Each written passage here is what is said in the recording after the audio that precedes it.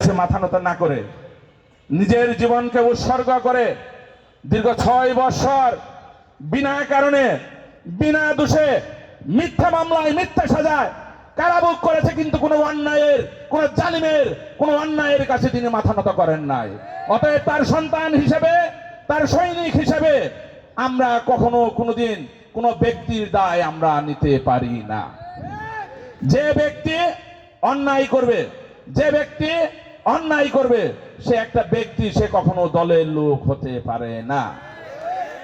একটা কথা মনে রাখতে হবে, আমরা যার নেতৃত্বে দীর্ঘ 17.5 বছর আন্দোলন করেছি, সংগ্রাম করেছি, সেই প্রিয় নেতা আমাদের অভিভাবক বাংলাদেশের জাতীয়তাবাদের নেতা, তিনি শুধু বিএনপির নেতা নয়। একটা কথা মনে রাখতে হবে, 5 তারিখের পূর্বে জনাব তারেক রহমান ছিলেন বাংলাদেশ বিএনপির সম্মানিত ভারপ্রাপ্ত চেয়ারম্যান, কিন্তু 5 তারিখের পরে থেকে তিনি বাংলাদেশের অবিসংবাদিত নেতা, তিনি বাংলাদেশের জাতীয়তাবাদের নেতা। প্রত্যেকটা ক্রান্তি লগ্নে আমার নেতা জনাব তারেক রহমান যে দিক নির্দেশনামূলক বক্তব্য দিয়েছেন, সেটাকে আমরা যারা জাতীয়তাবাদের সৈনিক তাদেরকে ধারণ করতে হবে, লালন করতে হবে।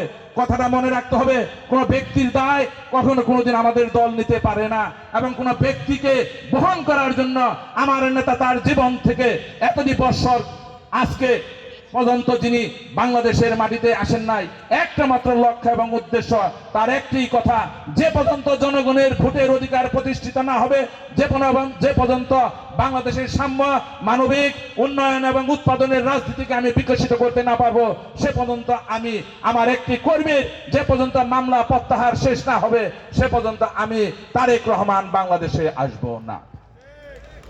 অতএব যে নেতা আমাদের জন্য জীবনকে উৎসর্গ করেছেন, যে নেতা তার জীবনকে তার পরিবারকে আলিঙ্গন করেছেন, সেই নেতার জন্য যারা আমরা আছি তারা ত্যাগ স্বীকার করতে প্রস্তুত।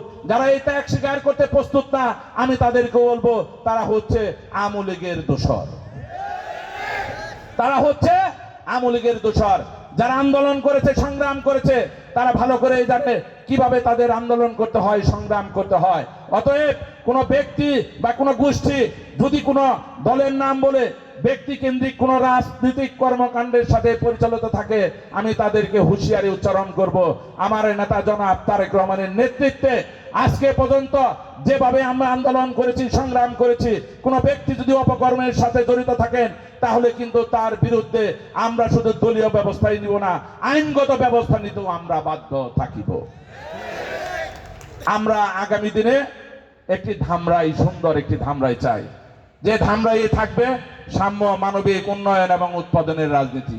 সেইখানে সকল শ্রেণী পেশার মানুষকে নিয়ে আমরা উন্নয়ন কর্মকাণ্ড করব।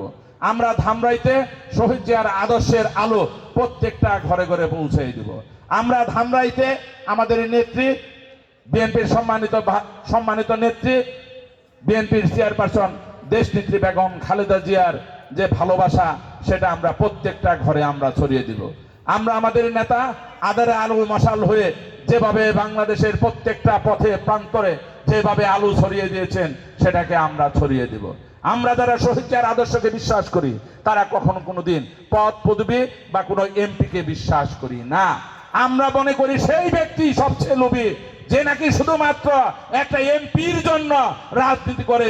আমি তাদেরকে ধিক্কার জানাই। আমি বিশ্বাস করি আমার চেয়েও যারা ভালো, আমার চেয়েও যে যোগ্য, তাকে যদি ধামরাইয়ের এমপি হিসাবে নমিনেশন দেওয়া হয়, তাহলে আমি মুরাদ সর্বপ্রথম তাকে স্বাগত জানাবো, এবং তার জন্য আমি আমার ব্যক্তিগত পক্ষ